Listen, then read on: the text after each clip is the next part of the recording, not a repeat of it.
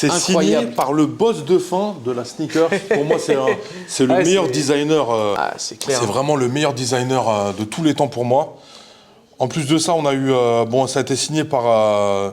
C'est pas des paires qu'on a achetées, on a eu la chance de rencontrer Tinker Hatfield il y a une dizaine d'années. Ok, c'était quoi un event C'était un event, ça s'appelait le Sneaker Ball, si je dis pas de bêtises. Ok. Et ça avait lieu à Pompidou, donc là où il a eu l'idée du design de la Air Max One. De la bulle d'air en fait. De la bulle d'air, rendre la bulle d'air apparente par rapport aux escalators qui ressortent du monument, tu vois. Et donc on a eu la chance de le rencontrer, de pouvoir échanger avec lui. Trop cool. Et il nous a signé la paire, tu vois. Il est à l'origine de la Air Max 1, Air Max 90.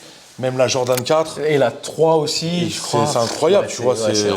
C'est des paires qui maintenant ont quasiment presque au moins 30 ans, plus de 30 ans, 35 ans, tu vois. 35 piges. Et il n'y a rien de plus actuel de porter une paire comme ça, tu vois. Exactement. Et moi, je me fais souvent la réflexion. Je me dis, une personne dans les années 90, tu vois, celle-là, c'est la 90, qui a porté ça, elle n'aurait jamais pu s'imaginer en 2024, presque 2025. Remettre des trucs comme ça. Moi, je me rappelle d'un spot publicité avec George Bush qui fait son footing. Ah oui, il est en 90. Et ben d'ailleurs, ils avaient sorti une PE, Player Exclusive, pour George Bush, uniquement dédiée au président des États-Unis.